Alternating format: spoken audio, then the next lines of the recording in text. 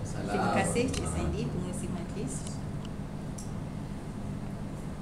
para guru-guru dan juga remaja yang dikasihi sekalian.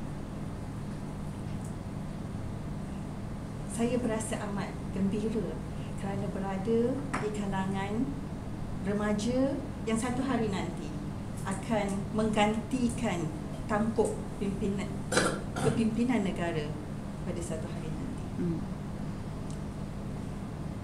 Tajuk yang ingin saya bawakan pada hari ini adalah satu tajuk yang amat mencabar, tetapi adalah satu tajuk yang amat penting untuk saya, untuk remaja sekalian, para guru bincangkan. Remaja sekalian, tentu adik-adik sering membaca surat khabar. Baca tak surat khabar? Saya.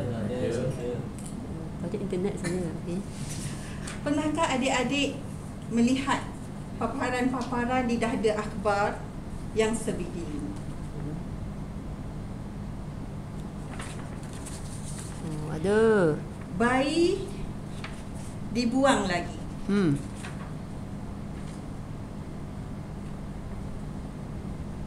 Bayi ditemui di tepi tong sampah.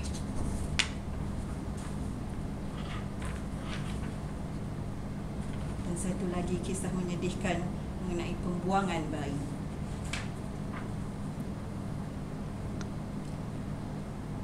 Berita-berita seperti ini sudah acap kali berada di dada-dada akhbar. Apakah perasaan kita? Bayi yang tidak berdosa dibuang begitu sahaja di tong sampah, di tepi surau, di ladang. Apakah perasaan kita? Remaja sekalian, apakah yang menyebabkan gejala ini berlaku? Adakah kita mahu semasa negara kita mencapai kemajuan nanti pada tahun 2020, berita-berita yang menjedihkan ini menjadi paparan saban hari? Menurut statistik Polis Diraja Malaysia, pada tahun 2009 terdapat 79 kes pembuangan bayi yang dilaporkan.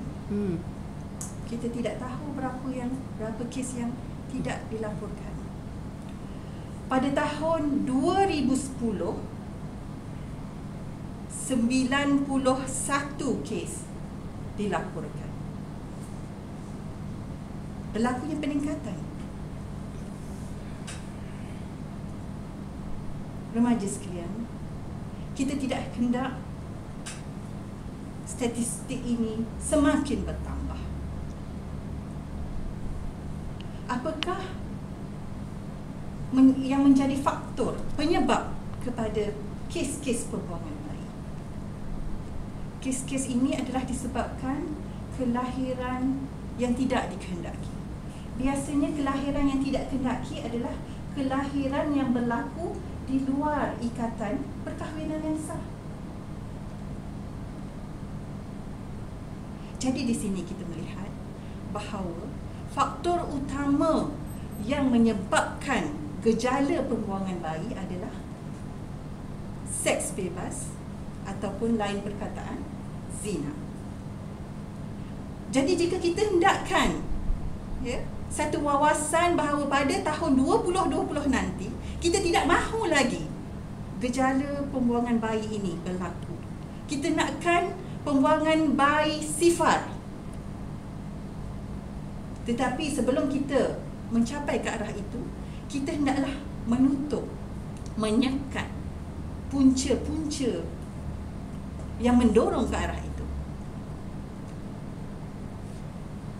Islam memberikan satu penyelesaian dari akar umbi. Kalau kita rujuk dalam surah Isra ayat yang ke-32, yang maksud surah itu adalah, dan janganlah kamu hampiri zina, kerana sesungguhnya zina itu adalah perbuatan yang keji dan jalan yang buruk. Jadi dalam Islam, ya, Allah SWT telah memberi petunjuk kepada kita supaya sebenarnya bagaimana hendak kita mengatasi, menghadapi gejala pembuangan bayi ini adalah kita tutup puncanya.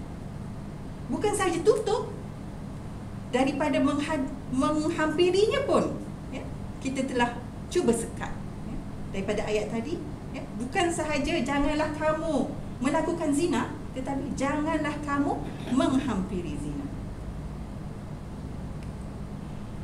Sebelum sesi ini, rakan-rakan saya telah membuat kaji selidik di kalangan pelajar-pelajar sekalian. Ya. Tadi pelajar-pelajar telah mengisi borang soal selidik, kan? Ya. Dan yang kita telah minta pelajar-pelajar sekalian untuk berlaku jujur, menjawab soalan-soalan di dalam soal selidik itu dengan jujur. Tak perlu tulis nama, kan? Ada yang tulis nama? Nama palsu. Dapatan kami dari soal selidik, 51% di kalangan remaja sekalian mempunyai pasangan.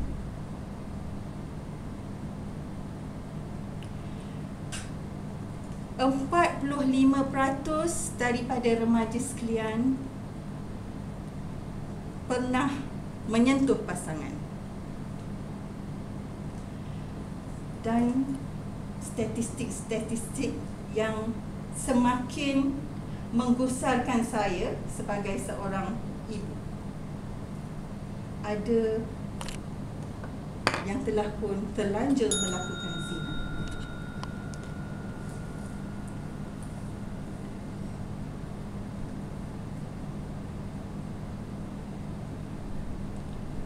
Remaja sekalian,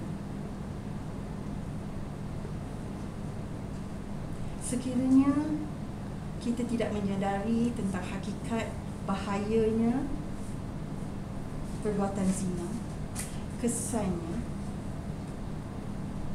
dan akibatnya, salah satunya tadi kaitannya dengan bertambahnya pembuangan bayi, sudah pasti, ya, perkara yang kita takuti ini, ya, akan terus bertambah, berleluasa.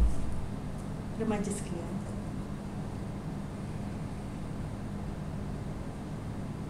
sebagai seorang remaja, hargailah diri anda, jagalah diri anda. Saya beri satu analogi. Sekiranya anda diberi sebiji botol air mineral, sekiranya ada 2 biji botol air mineral, satu yang masih belum terbuka, tutupnya masih lagi tertutup kemas, dan satu lagi botol adalah yang telah terbuka. Manakah yang akan anda pilih? Sudah tentu kita akan memilih botol yang masih tertutup, yang masih terjaga. Pernah tokoh tinju Muhammad Ali, mungkin remaja sekalian tidak begitu mengenali Muhammad Ali, tetapi Muhammad Ali adalah seorang tokoh tinju yang memenangi kejuaraan tinju selama 3 kali berturut-turut. Beliau pernah menasihatkan anak perempuannya,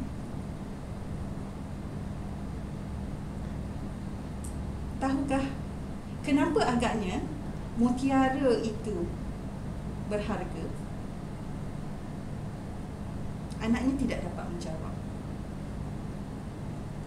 Lalu Muhammad Ali berkata kepada anaknya, mutiara itu berharga kerana ia cantik dan ia berada di dalam tiram yang tertutup, yang terjaga di dasar laut.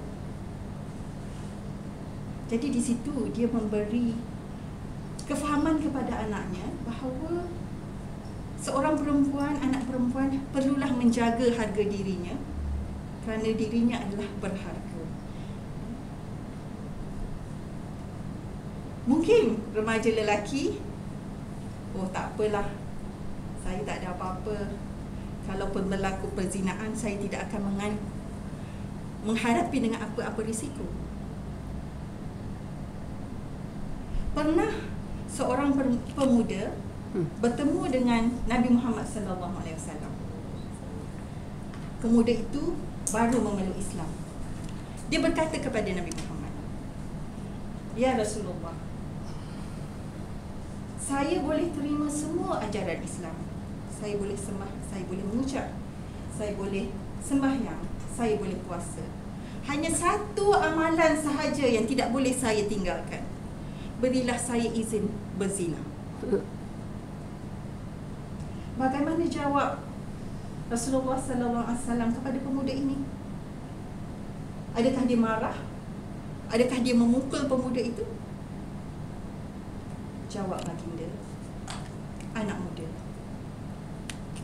adakah kamu rela orang melakukan perbuatan itu dengan ibu? Adakah kamu rela orang lain melakukan perbuatan itu dengan adik-beradikmu? Adakah kamu rela orang lain melakukan perbuatan itu dengan anak perempuan?" Selepas ditanya dengan soalan-soalan itu, pemuda itu menyadari bahawa dengan siapa pun sekiranya ia melakukan perbuatan itu, seorang perempuan itu adalah anak. Seorang perempuan itu mungkin isteri. Seorang perempuan itu mungkin adik perempuan seseorang yang lain. Dengan itu dia insaf dan meninggalkan perbuatan zina. Jadi saya harap remaja lelaki dapat mengambil iktibar daripada kisah Nabi Muhammad SAW dengan pemuda. Kita berhadapan dengan situasi ini. Jadi saranan saya kepada remaja sekalian, jagalah diri anda, hargailah diri anda. Jangan biarkan diri anda disentuh oleh mereka yang tidak berhak, baik lelaki maupun perempuan. Itu saranan saya kepada remaja sekalian. Saranan saya kepada guru-guru yang hadir, marilah sama-sama kita anjurkan program-program kesedaran untuk pelajar-pelajar kita. Ini hanya satu program yang singkat. Mari kita adakan satu program kesedaran untuk pelajar-pelajar kita, supaya pelajar-pelajar kita sedar akan harga diri mereka, pentingnya menjaga jati diri mereka, dan juga mereka tahu mereka didedahkan dengan ilmu kesihatan reproduksi. Jadi itulah saranan saya kepada remaja, jagalah diri anda. Diri anda begitu berharga. Dan kepada para pendidik, anjurkanlah program kesedaran dan program meningkatkan keilmuan, supaya kita dapat mendidik diri kita, remaja, untuk menjauhi zina dan juga akhirnya membenteras pembuangan bayi. Sekian, terima kasih.